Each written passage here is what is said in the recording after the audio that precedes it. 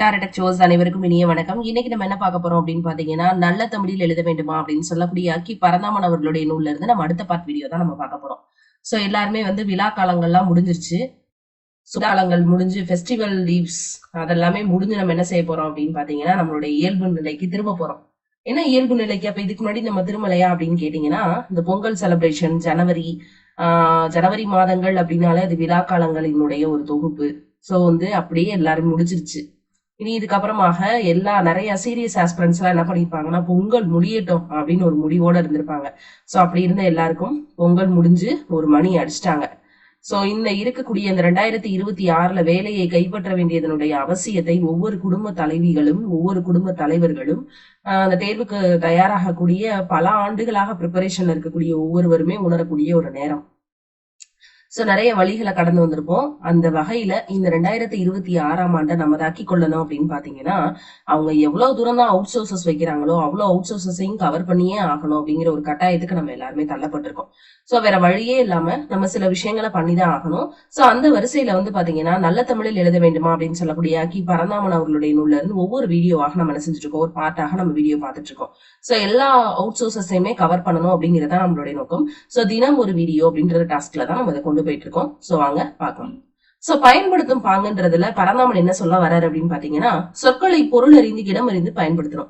தேவையில்லாத இடத்துல தேவையில்லாத விஷயங்களை பண்ணக்கூடாது. அதனாலதான் நமக்கு சிலபஸ்ல சொற்களை ஒழுங்குபடுத்தி சொற்றொடராக்குன்னு ஒரு பார்ட்டே இருக்கு. தமிழ்நாட்டுல ஒரு ஊர்ல கோயில் நிர்வாகி ஒருத்தர் இருந்தாரு. அவர் தெலுங்கானால இருக்கக்கூடிய தெலுங்கானா ஒரு ஏவலால அவர்கிட்ட ஒரு தெலுங்கர் அவன் வேலை பார்த்துட்டு இருக்கான்.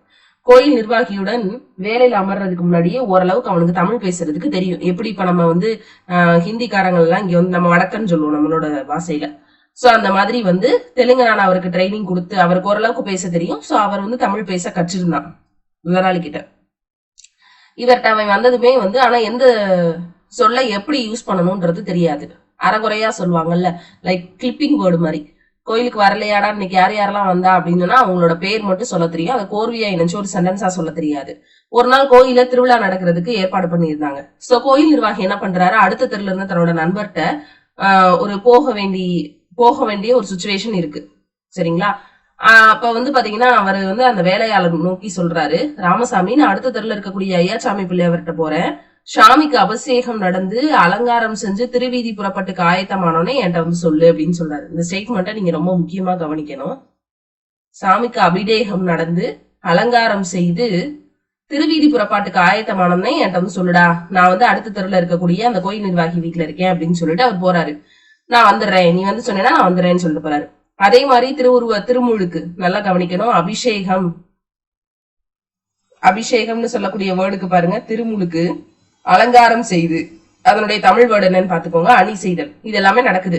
அதுக்கப்புறமா திருவீதி புறப்பாட்டுக்கு ஆயத்தமாகி கொண்டிருந்தது திருவுருவம். சோ நல்லா கவனிக்கணும். சாமிங்கிறது இங்க என்னவா மாறி இருக்கு, திருவுருவமாக மாறி இருக்கு. சரிங்களா?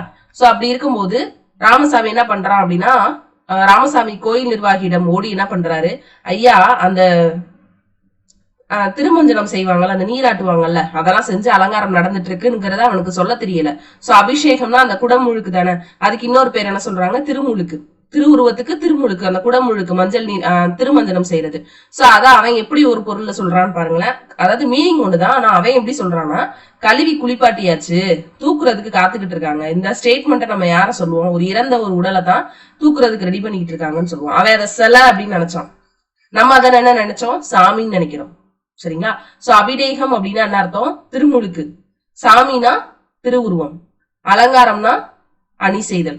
அவன் சொன்னது மீனிங் ஒண்ணுதான், பட் அவனுடைய அந்த மங்களம் அமங்கலத்தை நீக்கி அந்த இடக்கரடக்கல் அந்த மாதிரி விஷயங்களை அவன் யூஸ் பண்ணிட்டான். அப்படின்னு சொன்னோடனே நண்பருக்கு அதிர்ச்சி ஆயிடுச்சு. என்னையா என்ன தூக்கணும் சொல்லிக்கிறியா, யாரு இறந்து போனா அப்படின்னு கேக்குறாரு. அப்ப கோயில் நிர்வாகி சொல்ல, ஒண்ணும் இல்ல, எந்த சொல்ல எந்த இடத்துல எப்படி சொல்லணும்னு உனக்கு தெரியல அப்படின்னு சொல்லிட்டாரு. இதுக்கு பேருதான் இடக்கரடக்கல், மங்களம்னு சொல்லுவாங்க. அமங்கலமான வார்த்தைகளை நீக்கி மங்களமான வார்த்தைகளை பயன்படுத்துறாங்க. அங்க நடந்ததே மங்களமான விஷயம் தான். தலைவர் அதை எப்படி சொல்லிட்டாரு, அமங்கலமா சொல்லிட்டாரு. சோ சுவாமிக்கு அபிஷேகம் நடந்தது, அலங்காரமும் ஆயிடுச்சு, திருவீதி புறப்பட்டு நடக்க வேண்டும். திருவீதி புறப்பட்டுக்கு ஆயத்தமானோடனே இங்க அதை சொல்ல சொன்னேன், அதை எப்படி உளறிக்கிட்டு இருக்கான்னு சொன்னோடனே சிரிச்சிட்டு இருந்தாங்க. நம்மளும் இதை கேட்ட ஒரு சிரிப்பு வந்திருக்கும். நம்மளுக்கும் இப்படிதான் நிறைய இடங்கள்ல எப்படி பேசணும்னு தெரியாது. சரிங்களா? சோ அத்தகைய நூற்றுக்கணக்கானவர் இல்ல ஆயிரக்கணக்கானவர் இருக்கிறாங்க, அவங்களுக்கு தான் அந்த நூல் எழுதியிருக்கேன்னு சொல்றாரு. புதுவீடு புகுவிழால ஐயர் ஆசீர்வாதம் போட்டார் அப்படின்னு கிறிஸ்தவ நண்பர் சிலர் எழுதுறாங்க. இதுல போடுறது ஆசீர்வாதம் போட்டாங்க அப்படின்னு சொல்றாங்க. அதுல போடுறதுங்கிறது எப்படி ஆசீர்வதித்தார் அப்படின்னு தான் சொல்லணும். ஆசீர்வதித்தார். இந்த ஆசீர்வாதம்ன்றதுக்கு நல்ல தமிழ் என்னன்னு பாருங்க, வாழ்த்தினார். சோ இந்த மாதிரி ஸ்டேட்மெண்ட் ரொம்ப முக்கியம். சோ இதை நீங்க நல்லா நோட் பண்ணிக்கோங்க.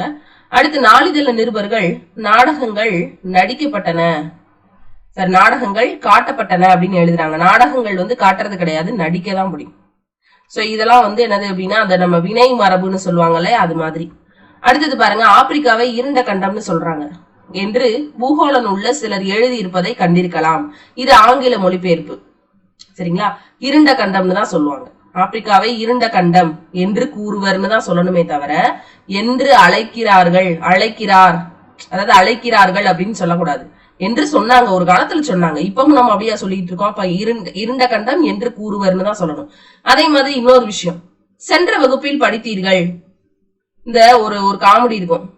ஒரு பெரிய டீடைல்டான ஒரு விஷயத்த பத்தி ஒரு சம்மோ ஏதோ ஒரு விஷயமோ நடத்த போறாங்க டீச்சர். எப்போ 11th 12th. அப்ப என்ன சொல்லுவாங்க, இதை பத்தி நீங்க சின்ன கிளாஸ்லயே படிச்சிருப்பீங்க அப்படிம்பாங்க. அப்பதான் நம்ம மக்களுக்கு டவுட்டே வரும், படிச்சோமா என்ன அப்படின்னு. இன்னொரு சிலர் இருக்காங்க, சின்ன கிளாஸ்ல இருக்கும் போது என்ன சொல்லுவாங்க, இதை பத்தி நீங்க டீடைல்டா பெரிய கிளாஸ்ல பாப்பேன், எப்பதான்டா பாப்போம் அப்படின்ற கூட்டங்களும் இருக்கு. சரிங்களா, அதே மாதிரி சென்ற வகுப்பில் படித்தீர்கள் என்று சிலர் எழுதுறாங்க.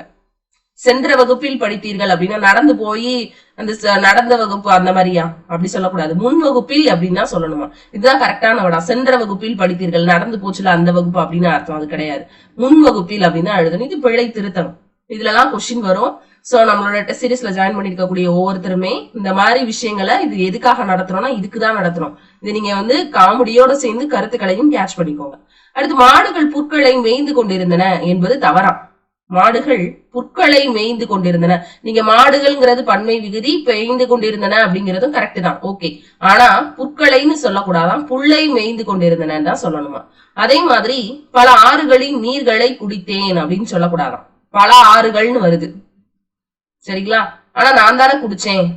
நிறைய ஆறுல இருந்து வந்தாலும் தண்ணி ஒண்ணுதானே, அப்ப நீரை குடித்தேன்னு தான் எழுதணும், நீர்களைன்னு சொல்லக்கூடாது.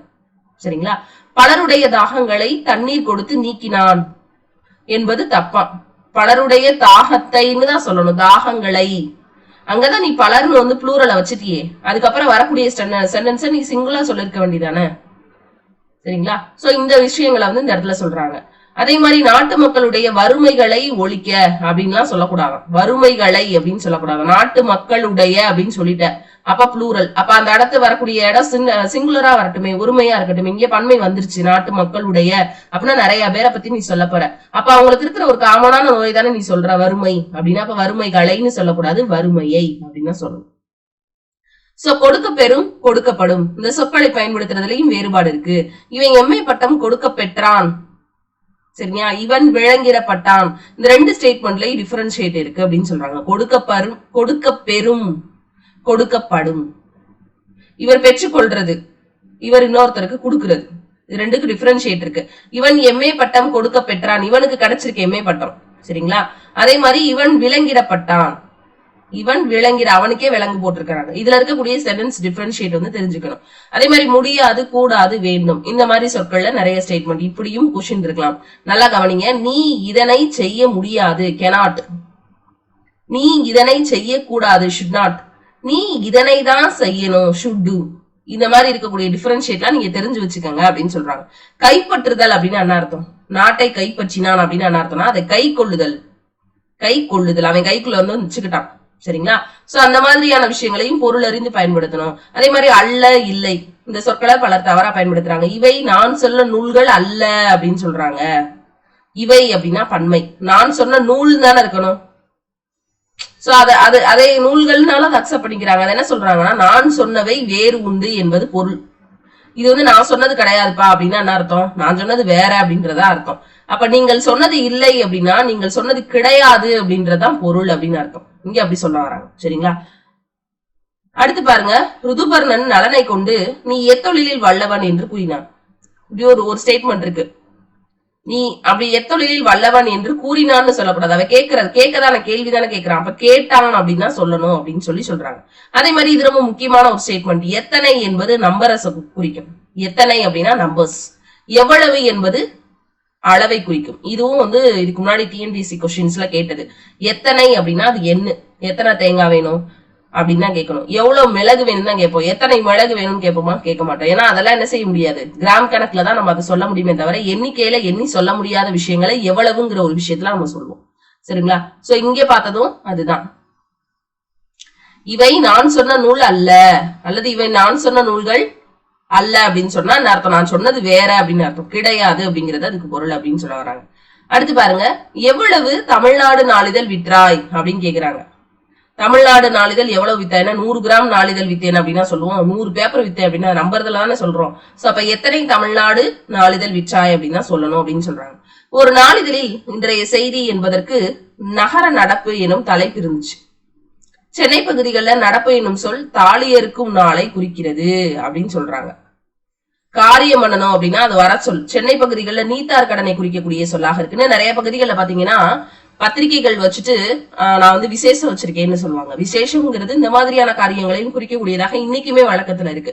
அடுத்து பாருங்க, பந்தலுக்கும் காவணத்துக்கும் செட்டிநாட்டுல வேறுபாடு இருக்கு அப்படின்னு சொல்றாங்க. பந்தல் அப்படின்னு அர்த்தம்னா இலக்கியத்துல மணப்பந்தலுக்கு சொல்றதா பந்தல். ஆனா செட்டிநாட்டுல பெண இருக்கக்கூடிய இடத்துலயும் நீத்தார் கடன் செய்ய இடத்துலயும் போடுறதா என்ன சொல்லுவாங்க, பந்தல். இன்னைக்கு நம்ம ஊர்கள்ல அதை கேட்பாங்க, பந்தல் போட்டாச்சா அப்படின்னு. திருமணத்துக்கு போடுறத எப்படி சொல்லுவாங்க, செட்டிநாடு பகுதிகளில் காவணம் அப்படின்னு சொல்றாங்க. நீத்தாருக்கு செய்யக்கூடிய கடமையப்ப போடக்கூடியதை தான் பந்தல்னு சொல்றாங்க. இலக்கியத்துல அதுக்கு பேரு மணப்பந்தல். சிறுமி அப்படின்றத நன்முறையில் பயன்படுத்துறோம். இழிமுறையில சொல்லும் போது சிறுக்கி என்னும் சொல் சிறுமிக்கு பயன்படுத்தப்படுகிறது. இன்னும் நம்ம அப்பத்தாக்கெல்லாம் இந்த வேர்டை யூஸ் பண்றாங்க. சோ மதுரையில சடங்கு எனும் சொல் பெண்மங்கை பருவமுற்றதை பற்றி நடத்தக்கூடிய நிகழ்ச்சியை குறிக்கும். நல்லா கவனிக்கணும், சடங்கு. சரிங்களா? மற்ற இடங்கள்ல அந்த சொல் கிரியை எனும் பொருளை குறிப்பிடப்படும். அதனால இடமறிஞ்சு அந்த சொல்ல நம்ம பயன்படுத்தணும். சடங்கு செய்யறோம், இப்ப நான் சொன்ன மாதிரி விசேஷம் அந்த மாதிரி. அதே மாதிரி அக்தி இல்லை அப்படின்னு அர்த்தம். வருமொழி உயிரெழுத்துல தொடங்குறப்ப அக்து வரணும். இது ஒரு முக்கியமான ரூல். இங்க ஈங்கிறது உயிரெழுத்து, அப்ப அதுக்கு முன்னாடி அக்து வரணும். இதே இது அதுன்னு வருது அப்படின்னா இங்க என்ன வார்த்தையில தொடங்கணும்னா உயிர்மை எழுத்துல அந்த ஸ்டேட்மெண்ட் தொடங்கணும். அது போயிடுச்சு. வருமொழி உயிரெழுத்துல உயிர்மை எழுத்துல தொடங்குனா அதுங்கிறது வரணும்.